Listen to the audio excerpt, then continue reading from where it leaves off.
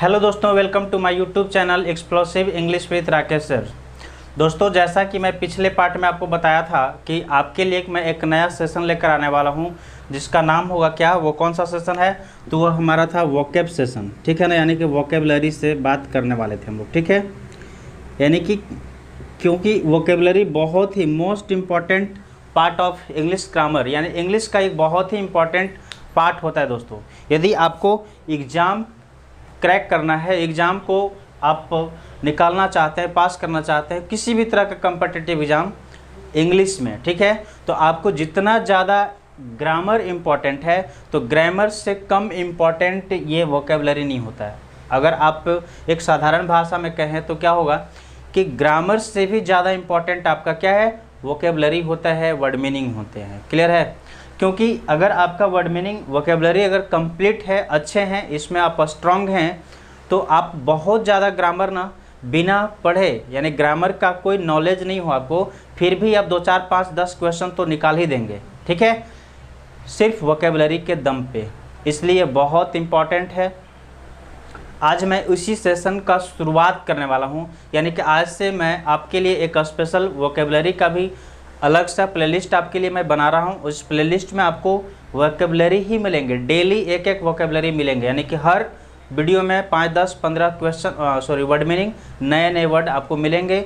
और वो भी वैसा वर्ड मैं आपके लिए चुन कर लेकर आया हूँ दोस्तों, जो हमेशा कॉम्पिटिटिव एग्जाम्स में पूछे जाते हैं, बार बार जो पूछे जाते हैं। ठीक है ना, तो आपको बहुत जगह पे आप जहाँ भी पढ़े होंगे, कोचिंग में गए होंगे, कोचिंग क्लास किए होंगे, ऑनलाइन क्लास किए होंगे, हर जगह पे आपको ये बताया जाता है कि यदि आप अच्छे से वोकेबलरी कंप्लीट करना चाहते हैं, इसमें स्ट्रांग बनाना चाहते हैं अपने आप को, तो उसके लिए आपको न्यूज़पेपर रीडिंग आदत डालनी होगी, न्यूज़पेपर पढ़ने की आदत डालनी होगी। ठीक है ना, क्योंकि दोस्तों न्यूज़पेपर से ही जुड़ा हुआ, न्यूज़पेपर से ही रिलेटेड बहुत सारे वर्ड आपके एग्ज़ाम में पूछे जाते हैं। तो आज मैं आपके लिए न्यूज़पेपर से भी उठाऊंगा कुछ वर्ड, हर तरफ से, हर क्षेत्र से वर्ड आपके लिए मैं लेकर यहाँ पर प्रस्तुत कर रहा हूँ, ताकि आपको किसी भी तरह से कोई भी एग्ज़ाम क्रैक करने में प्रॉब्लम ना हो। बस इस वोकेबलरी सेशन को अच्छे से ध्यान से देखेंगे और आप अपने कॉपी में नोट करेंगे, उसको लर्न करेंगे एंड प्रैक्टिस करेंगे। वोकेबलरी तैयार करने का ना दोस्तों बस एक ही सिस्टम है, एक ही तरीका है कि इसको बार बार आप पढ़िए और याद करिए। ठीक है, और एक ही वर्ड को, एक चीज़ को जितना, आज मैं जितने भी वर्ड मीनिंग आपको देने वाला हूँ, हर वर्ड को कल आप 24 आवर के अंदर 20, 20 टाइम्स, 30 टाइम्स, जितना अधिक से अधिक बार पढ़ेंगे, लिखेंगे एंड उसको प्रैक्टिस करेंगे, यानी उस पर आधारित कुछ वर्ड बनाएंगे, सेंटेंसेस बनाएंगे और प्रैक्टिस करेंगे। जितनी बार बार बोलेंगे, लिखेंगे, उतना ही ज़्यादा स्ट्रॉन्ग आपका वोकेबलरी होने वाला है। क्लियर है? क्योंकि ऐसा कहा जाता है, मैं आपके लिए कह रहा हूँ कि vocabulary is not an overnight miracle. ठीक है, vocabulary building is not an overnight miracle, यानी कि वोकेबलरी तैयार करना एक ही रात की कोई जादू ही नहीं है कि एक रात में आप पढ़े और बस पूरी तैयार हो गई वोकेबलरी। ठीक है ना, इसके लिए आपको बहुत टाइम देना होंगे, महीना, 2 महीना, 3 महीना, 4 महीना, 6 महीना तक टाइम देना होगा। उसके साथ साथ सिर्फ समय देने से नहीं, ये नहीं कि 6 महीना आप टाइम दे के बैठे हुए हैं, 6 महीना तक हम है ना हो जाएगा मेरा तैयार, ऐसा नहीं। आपको 6 महीने तक इस पे लगे रहने होंगे, प्रैक्टिस करने होंगे, बार बार अभ्यास करना होगा, लिखना होगा, लिखने की कोशिश, बोलने की कोशिश बार बार करने होंगे, न्यूज़पेपर रीडिंग करने होंगे, ताकि आप इस पे पकड़ बना सकें। ठीक है दोस्तों, चलिए दोस्तों, ठीक है ना, तो यहाँ तक की बात समझ आया कि vocabulary building is not an overnight miracle. मतलब वोकेबलरी यदि आपको तैयार करना है तो एक को रातों रात तैयार होने वाला ये चीज़ नहीं है, रातों रात आप पढ़ के याद कर लें या स्ट्रांग कर लें वोकेबलरी, ये संभव नहीं है दोस्तों। चलिए मैं आपको एग्जांपल देता हूँ। यदि आप मान लो कि जिम जाते हो, अपनी बॉडी बनाना चाहते हो, ठीक है ना, और बॉडी बनाने के लिए जाएंगे जिम में, अब जिम में जाकर वहाँ जो मास्टर होंगे, वहाँ उनसे आप ट्रेनर से पूछेंगे कि सर मुझे क्या है, बस एक दिन में 6 पैक बनाने हैं, क्या संभव है? वो क्या बोलेगा आपको, बाबू एक दिन में संभव नहीं है, इसके लिए आपको 3 महीने, 4 महीने, 6 महीने टाइम देने पड़ेंगे और रेगुलर रहना पड़ेगा, कंसिस्टेंट, कंटिन्यू रहना होगा। ठीक है ना, तो वैसा ही सेम कंडीशन यहाँ है दोस्तों वोकेबलरी के साथ। तो आइए, आज की हमारी पहली वर्ड है पहला वर्ड हम जो यूज बताने वाले हैं आपको वह है क्या, क्लिंच। यहाँ पे सामने आपके सामने लिखा हुआ है वर्ड, पहला वर्ड क्या है, क्लिंच।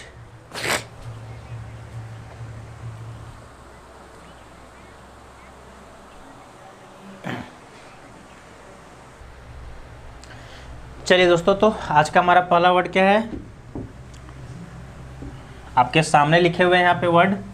और मैं इस वोकेबलरी सेशन में आपको बताऊंगा क्या, वर्ड बताऊंगा, ठीक है, उसके सिनोनिम्स बताऊंगा, प्लस उसका फॉर्म कौन सा फॉर्म है, वर्ब है, नाउन है, एडजेक्टिव है, क्या है वो बताऊंगा, प्लस उसके मीनिंग बताऊंगा, ठीक है ना। इतने चीज़ मैं आपको बताने वाला हूँ और ये सभी चीज़ों को आप अच्छे से ध्यान से देखेंगे, लिखेंगे और याद करने की कोशिश करेंगे दोस्तों, ठीक है ना। चलिए तो क्लिंच, पहला वर्ड हमारा क्या है, क्लिंच है। और क्लिंच का मतलब क्या होता है, तो यदि इसका हम फॉर्म वाइज देखें, यानी कि क्लिंच का फॉर्म देखें तो क्या है, कौन सा फॉर्म है, तो क्लिंच का जो फॉर्म होता है वो दोस्तों मैं आपको बस लिखता हूँ।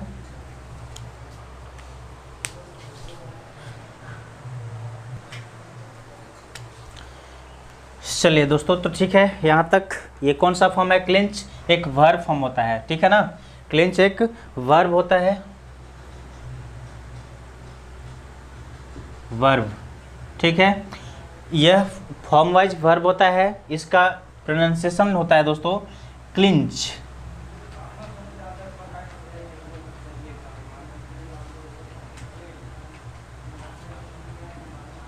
इसका प्रोनाउंसिएशन क्या होता है, क्लिंच होता है। और इसकी हिंदी बोलें तो हिंदी इसका होता है दोस्तों क्या, पकड़ बनाना। यानी कि इसका मतलब, क्लिंच का मतलब क्या हुआ, तो क्लिंच का मतलब होता है पकड़ बनाना या मजबूती बनाना, ठीक है ना, पकड़ बनाना या मजबूती बनाना। अब उसका ये सिनोनिम्स है दोस्तों, क्या होगा सिनोनिम्स, क्लिंच का सिनोनिम्स होता है secure, settle, confirm, conclude, complete and finalise. ये सभी का ओवरऑल का मतलब क्या हुआ, पकड़ बनाना या फिर मजबूती बनाना, ठीक है। तो क्लिंच का मतलब मैंने आपको क्या बताया, वर्ड बताया, क्लिंच हमारा वर्ड है क्लिंच, वह वर्ब, क्लिंच कौन सा फॉर्म है, वर्ब फॉर्म में है, उसका प्रोनाउंसिएशन होता है क्लिंच, पढ़ते हैं क्लिंच कहते हैं। उसका मीनिंग होता है पकड़ बनाना या मजबूती बनाना, ठीक है। इसके सिनोनिम्स देखें तो सिक्योर होता है, सेटल होता है, कंफर्म होता है, कंक्लूड होता है एंड कंप्लीट, लास्ट होता है हमारा फाइनलाइज, ठीक है। अब ये तो हो गया हमारा वर्ड मीनिंग, वर्ड हमारे हो गए, मतलब वर्ड फॉर्म वाइज देख लिए, प्लस में उसका सिनोनिम्स भी देख लिया, उस सभी का मतलब लास्ट में समझे तो क्या, पकड़ बनाना या मजबूती करना, ठीक है ना, कंफर्म करना, ठीक है, श्योर करना, ठीक है। अब इसको यदि मैं सेंटेंस में यूज करना चाहें, क्या चाहूँ, सेंटेंस में यूज करना चाहूँ तो देखिए कैसे किया जाता है। एक एग्जाम्पल मैं आपके लिए लिखता हूँ, इसी वर्ड को यूज कैसे करेंगे एग्जाम्पल सेंटेंस में। द टीम, ठीक है, the team clinched the world cup 2019। अब क्या लिखा है मैंने आपके सामने, ये एग्जाम्पल हुआ दोस्तों क्या, the team clinched the world cup 2019। मतलब इस सेंटेंस का हिंदी क्या हुआ कि जो टीम है क्लिंच किया, मतलब पकड़ बनाया, मजबूती बनाया, किस पे, द वर्ल्ड कप 2019, यानी कि 2019 के जो वर्ल्ड कप है उस पे टीम ने क्या किया, पकड़ बना लिया, मजबूती बना लिया, ठीक है। इस तरह से हमारे सेंटेंस में यूज होते हैं ये सारे वर्ड, क्लियर हो गई। चलिए हमारा दूसरा वर्ड है आज का दोस्तों, वह है क्या, मेडन। दूसरा वर्ड क्या है, तो दूसरा वर्ड है दोस्तों हमारा मेडन ना। अब मेडन है, इसका नाम पढ़ेंगे हम लोग क्या, मेडन। अब मेडन का फॉर्म वाइज देखें तो इसका फॉर्म होता है एडजेक्टिव। ये क्या है, एडजेक्टिव है फॉर्म वाइज। अभी मैं पूरा लिख रहा हूँ दोस्तों वर्ब, एडजेक्टिव ऐसे पूरा लिख रहा हूँ, आगे चल के मैं वर्ब के लिए सिर्फ भी लिखूंगा, एडजेक्टिव के लिए एडीजे लिखूंगा, ऐसे शॉर्ट में यूज करूंगा, ठीक है ना। बट अभी फिलहाल मैं आपको फुल फॉर्म में ही लिख रहा हूँ। तो ये मेडन जो है, ये वर्ड हमारा क्या है, एडजेक्टिव है फॉर्म वाइज। अब इसका पढ़ेंगे क्या, तो इसको हम लोग पढ़ते हैं दोस्तों मैडन। ठीक है, अब इसकी मीनिंग क्या हुआ, इसका मतलब क्या हुआ, मैडन का मतलब क्या होता है, तो इसका मतलब होता है पहला या प्रारंभिक,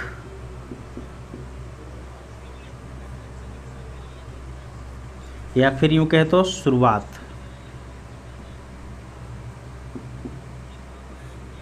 ठीक है, पहला प्रारंभिक या शुरुआत होता है। ठीक है दोस्तों, और क्या इसकी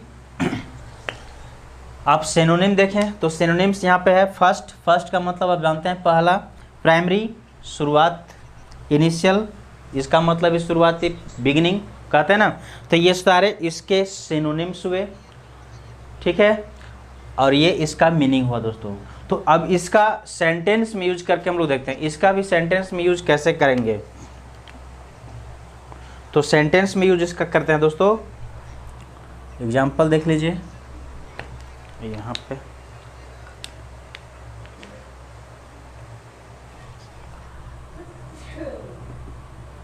I went for my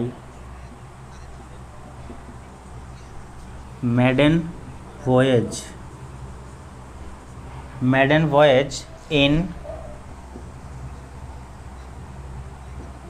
in 2000 या in the year 2000, in the year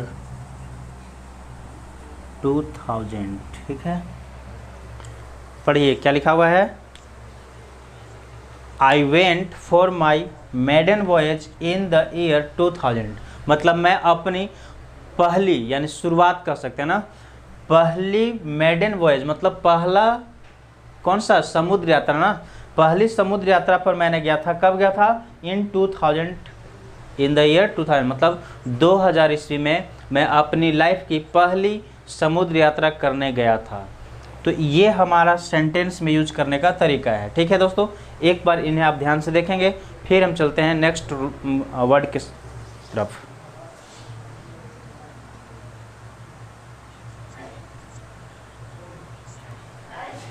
चलिए ठीक है, यहाँ तक की बातचीत आपको समझ में आ गया। अब हम लिखते हैं नेक्स्ट वर्ड, इन्हें साफ करते हैं ना, इरेज करता हूँ।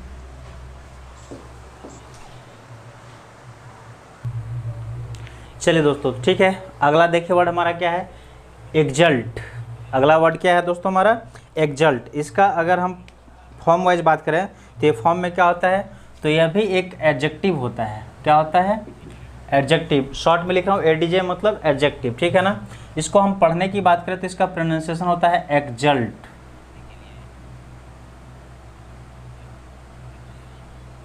ठीक है दोस्तों, क्या लिखाएगा, आधा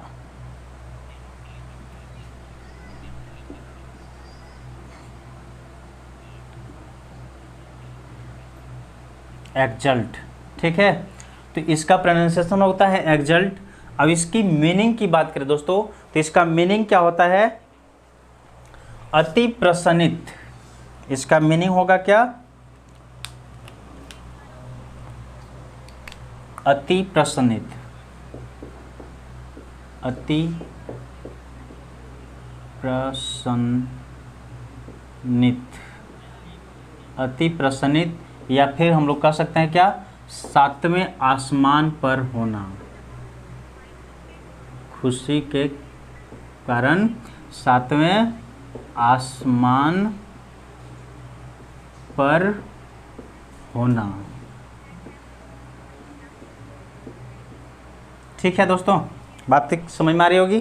क्या मैंने बोला, ये वर्ड हमारा एक्जल्ट है। एक्जल्ट एडजेक्टिव, फॉर्म वाइज क्या है, एडजेक्टिव है, और इसको हम लोग पढ़ते हैं एक्जल्ट। इसका मीनिंग होता है अति प्रसन्नित, यानी अति प्रसन्न होना, खुश होना, बहुत ज़्यादा खुश होना। इसका एक और मीनिंग बोल सकते हैं क्या, सातवें आसमान पर होना, यानी खुशी के कारण बहुत ऊंचाई पर उछल जाना, है ना। अगर इसकी सिनोनिम्स की बात करें दोस्तों तो सिनोनिम्स होते हैं रिजवाइस, डिलाइटेड। ये सब, रिजवाइस का मतलब अत्यधिक खुश होना, प्रसन्न होना, या डिलाइट का मतलब भी प्रसन्न होना।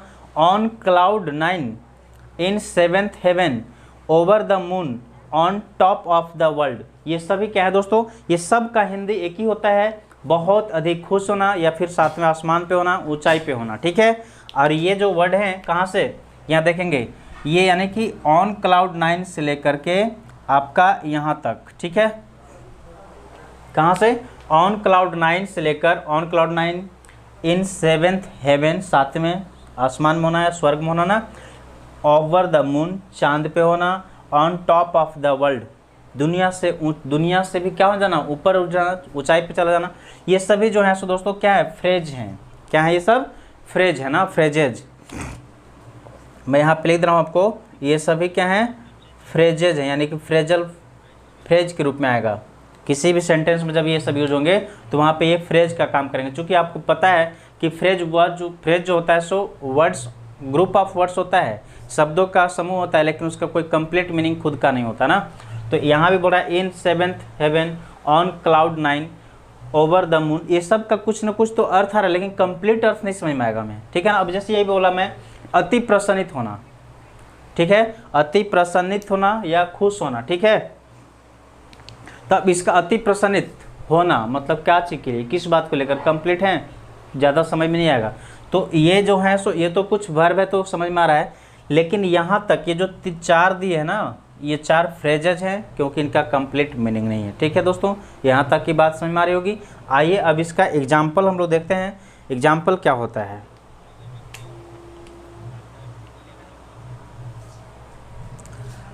एग्जाम्पल लिखते हैं तो आप लोग देखते हैं क्या, जब बच्चों की रिजल्ट आती है, आप अभी एग्ज़ाम की तैयारी कर रहे हैं, जब आपका रिजल्ट आएगा तो आपकी हालात क्या होगा, आप क्या करेंगे, आप भी एकदम 7वें आसमान पर चले जाएंगे, ठीक है ना।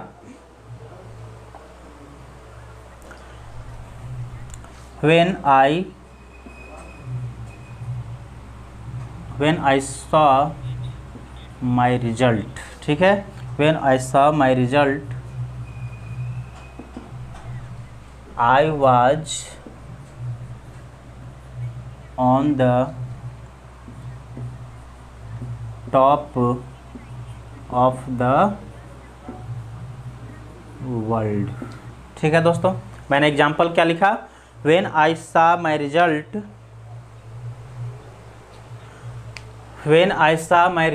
I was on the top of the world। जब मैंने अपना रिजल्ट देखा, परिणाम देखा एग्जाम का, तो क्या था, मैं टॉप ऑफ द वर्ल्ड था, यानी कि बहुत ऊंचाई पे था, बहुत खुश था, प्रसन्न था, क्योंकि रिजल्ट पॉजिटिव आया था, यानी कि पास हो गए थे, ठीक है ना।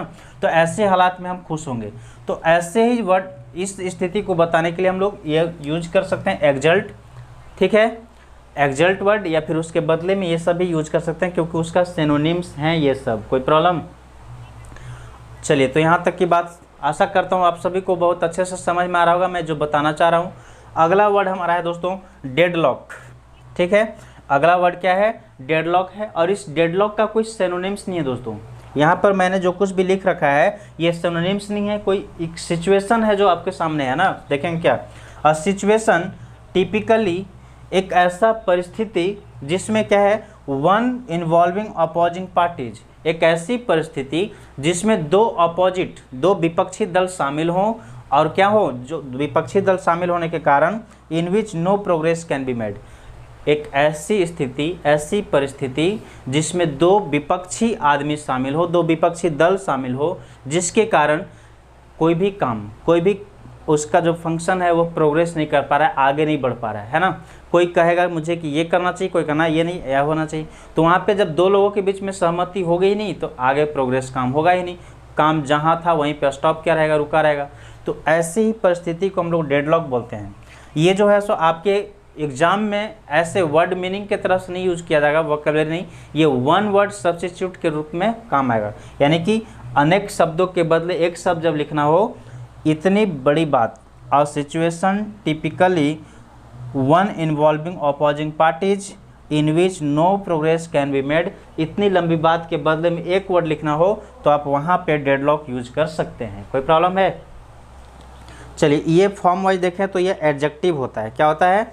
फॉर्म वाइज देखा जाए इसको तो यह भी एक एडजेक्टिव ही है दोस्तों। अब इसको हम लोग पढ़ते हैं डेडलॉक।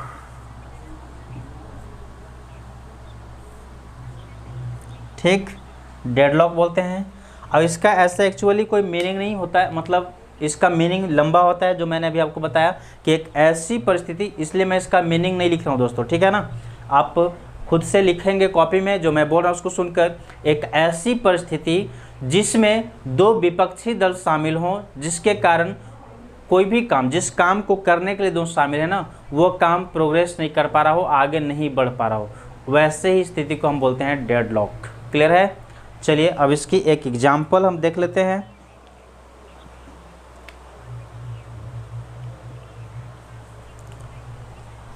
एग्जाम्पल, द मीटिंग, ठीक है, the meeting reached a deadlock. The meeting reached a deadlock and ended abruptly.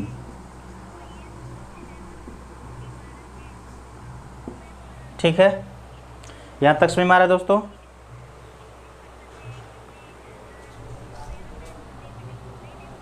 तो ये मैंने क्या एग्जाम्पल लिखा कि the meeting reached a deadlock and ended abruptly.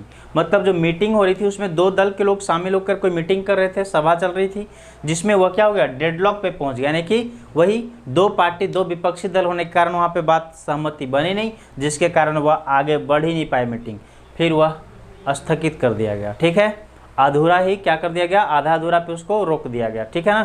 तो ये हमारी वर्ड है जिसको आप समझ सकेंगे, बहुत अच्छे से ध्यान से समझेंगे और कॉपी में लिखेंगे। एक बार इन्हें देखिए, फिर हम बढ़ते हैं नेक्स्ट वर्ड की ओर।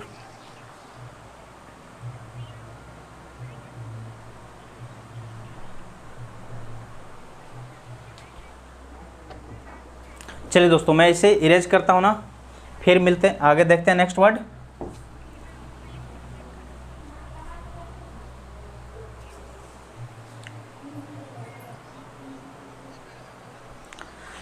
चलिए दोस्तों, तब फिर हमारा आज नेक्स्ट वर्ड क्या है। नेक्स्ट वर्ड हमारा है एरा। एरा का अगर सिनोनिम्स की बात करें दोस्तों तो होता है एज, इपॉक, पीरियड या इयॉन या फेज, है ना। ये सभी इसके सिनोनिम्स हुए।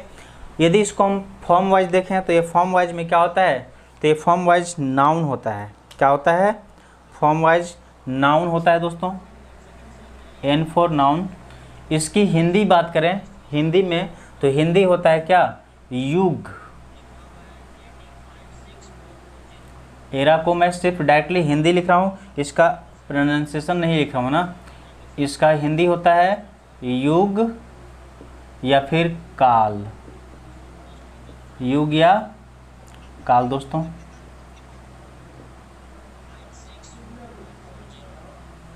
ठीक है, युग या काल, बात समझ लेंगे फिर से आप लोग। क्या, एरा एक वर्ड है जिसका सिनोनिम्स होते हैं एज, इपॉक, पीरियड, इयॉन या फिर फेज। ठीक है, इसको फॉर्म वाइज देखा जाए तो ये नाउन होता है और इसकी मीनिंग होता है दोस्तों युग या फिर काल। ठीक है, अब यदि इसका एग्जाम्पल देखें हम तो एग्जाम्पल क्या होगा,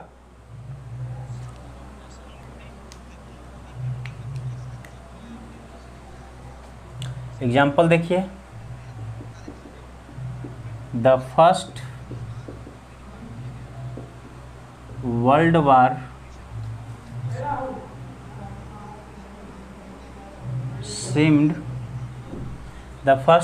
seemed like an era।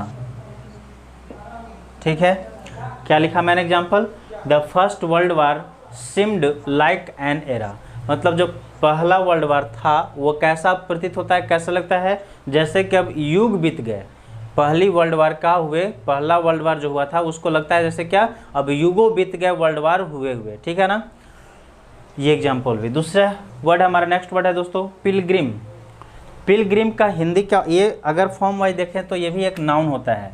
Form wise में क्या होता है, ये भी एक नाउन ही होता है। इसका कोई सिनोनिम्स नहीं है दोस्तों, ये जो मैंने लिखा है ये सिनोनिम्स नहीं है, इसको आप कह सकते हैं ये भी इसका एग्जाम्पल हो गया। ठीक है, सिनोनिम्स नहीं है, ये एक एग्जाम्पल है। क्या, a person who journeys to a sacred sorry sacred गलत हो गया ना स्पेलिंग, सेक्रेड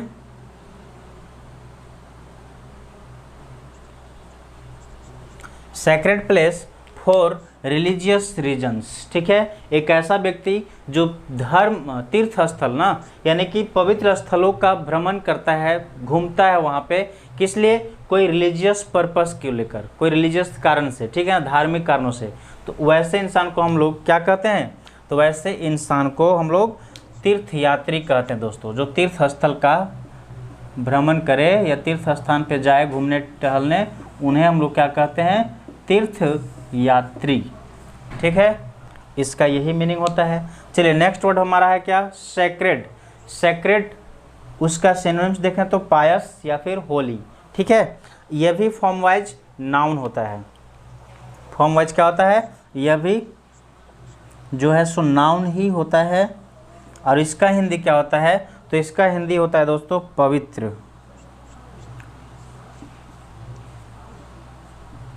पवित्र, ठीक है ना, इसकी हिंदी क्या होती है? पवित्र। शायद आपको नहीं दिख रहा हो तो मैं दूसरे कलर से लिख देता हूँ।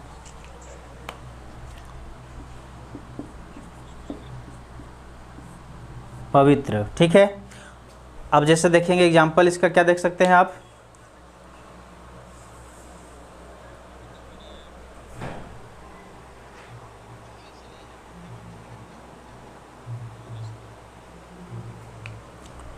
एग्जाम्पल देखिए दोस्तों,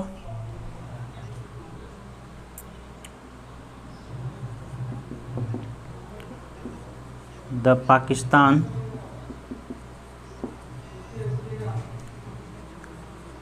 government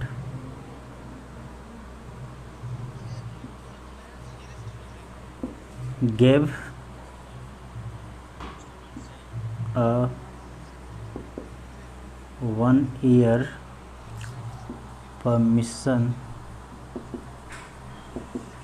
for the Pakistan government gave a 1-year permission for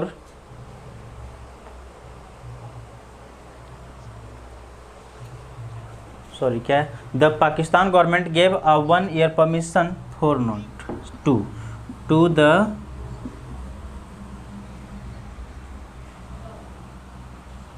pilgrims.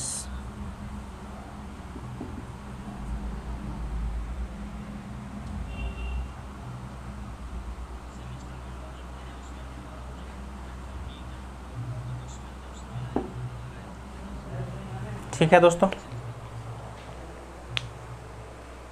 मैंने क्या लिखा?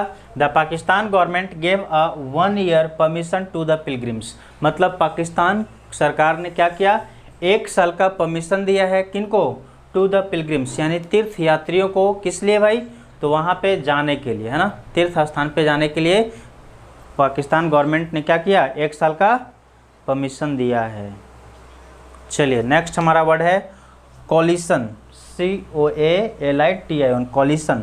अब कॉलिशन को देखा जाए दोस्तों तो ये फॉर्म वाइज क्या होता है? तो कॉलिशन फॉर्म वाइज ये भी एक नाउन है। कॉलिशन भी क्या है? एक फॉर्म वाइज देखा जाए तो ये भी एक नाउन है। नाउन, कॉलिशन मतलब ही क्या हो गया? फॉर्म वाइज ये भी एक नाउन ही है। और इसका हिंदी होता है क्या दोस्तों? गठबंधन। क्या होता है? गठबंधन करना किसी साथ। जैसे जानते होंगे आप लोग, 2 पार्टी आपस में क्या करते हैं? गठबंधन करते हैं, सहमति करते हैं ना, सहमति जताते हैं, मैं आपके साथ हूँ, मैं आपके साथ हूँ। ठीक है, तो उसी को हम लोग बोलते हैं कॉलिशन यानी गठबंधन। अब देखेंगे इसका सिनोनिम्स क्या होता है? Aliens, union, partnership. ठीक है ना, तो एलियंस का मतलब हो गया वही गठबंधन करना, यूनियन मतलब एक होना यानी कि मिल जाना, साथ साथ होना, पार्टनरशिप साझा करना, फेडरेशन, एसोसिएशन, कॉन्सर्टिज्म, ठीक है, एंड कॉलिशंस। तो ये सभी का हिंदी होता है गठबंधन या एक साथ मिलना, सहमति जताना। ठीक है, अब इन्हें हम एग्जाम्पल के रूप में देखें दोस्तों तो क्या होगा एग्जाम्पल इसका?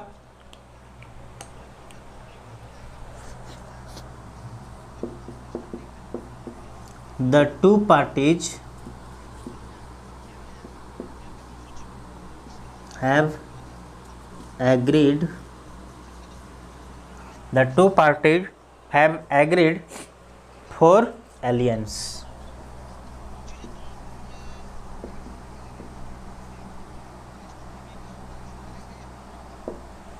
ठीक है, the two parties have agreed for aliens, यानी कि दो पार्टी क्या है, गठबंधन के लिए सहमत हो गए, राजी हो गए, यानी कि एक दूसरे के साथ रहने के लिए एग्री हो गए। ठीक है ना। तो ये हमारा वर्ड था जिन्हें आप अच्छे से समझे होंगे। मुझे लगता है कि आप अच्छे से समझ रहे होंगे। एक बार फिर से देखिए इन्हें, इसके बाद हम बढ़ते हैं नेक्स्ट रूल की ओर। नेक्स्ट वर्ड,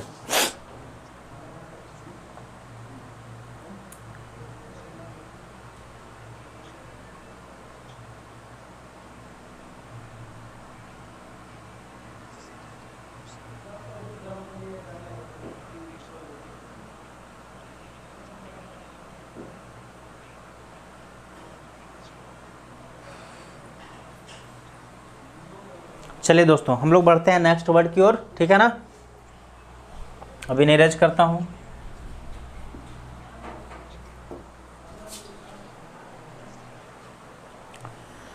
चलिए दोस्तों, तो हमारा अगला वर्ड क्या है, तो अगला वर्ड है दोस्तों हमारा क्या, जिट्री।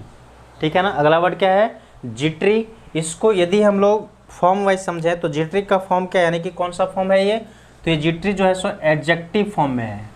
कौन सा फॉर्म है दोस्तों, एडजेक्टिव फॉर्म में। इसका मतलब क्या हुआ, नर्वस या टेंस या फिर एनेक्सियस, एजिटेटेड, वरीड या फिजिटी। ठीक है, ये सभी का हिंदी होता है दोस्तों। इन सब का मतलब हो गया क्या, तनाव में होना या फिर बेचैन होना।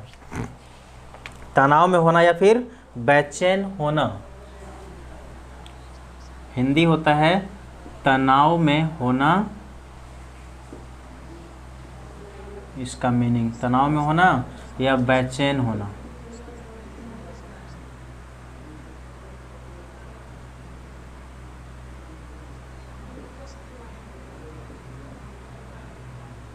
ठीक है, तनाव में होना या बेचैन होना। ठीक है, ये सभी इसके सिनोनिम्स हैं। आइए इसका हम लोग एक एग्जाम्पल देख लेते हैं, और ज़्यादा अच्छा से समझ में आ जाएगा। क्या हो जाएगा, और भी ज़्यादा अच्छे से समझ में आ जाएगा हम लोगों को।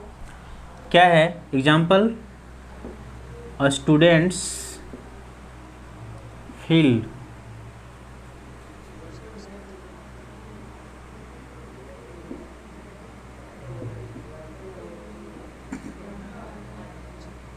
Students feel jittery before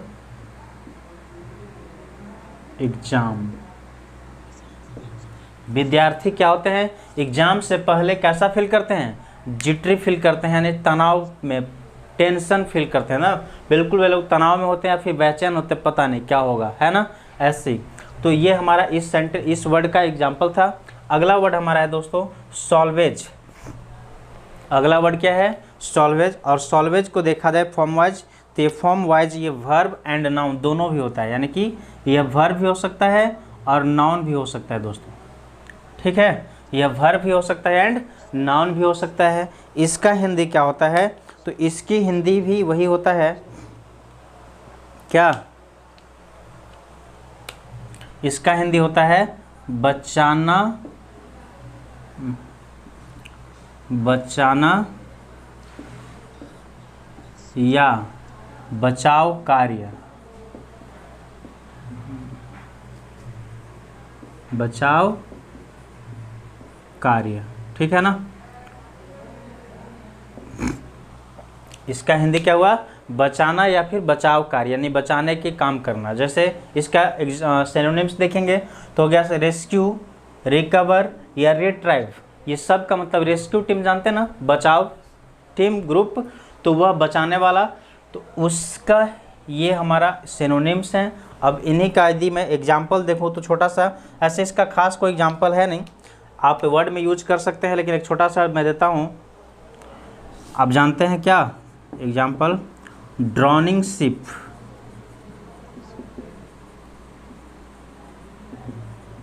drowning ship ये क्या होता है दोस्तों, तो ये होता है, ड्रॉनिंग शिप का मतलब क्या, डूबता हुआ जहाज। इसका हिंदी क्या होता है, डूबता हुआ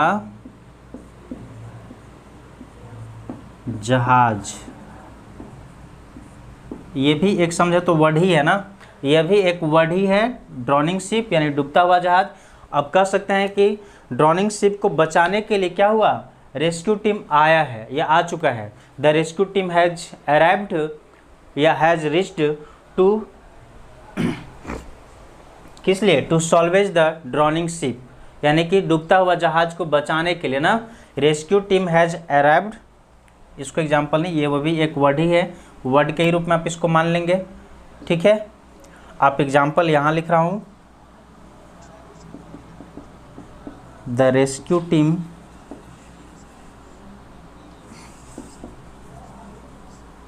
हैज रीच्ड या अराइव्ड, पहुँच चुका है या पहुँच चुकी है। The rescue team has arrived to salvage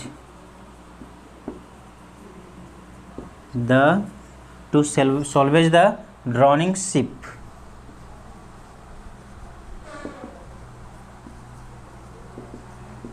ठीक है दोस्तों, तो बचाव टीम जो है वो क्या हो चुकी है, पहुंच चुकी है, किस लिए, टू सॉल्वेज, बचाने के लिए, किसको, द ड्रॉनिंग शिप, डूबते हुए जहाज को बचाने के लिए एक बचाव टीम जो है वह आ चुकी है, पहुंच चुकी है। ठीक है, तो इस तरह से हमारा ये वोकेबलरी सेशन है दोस्तों। ऐसे ही वोकेबलरी सेशन चलेंगे, और भी अच्छे अच्छे इंटरेस्टिंग वर्ड आपके लिए मैं लाऊंगा।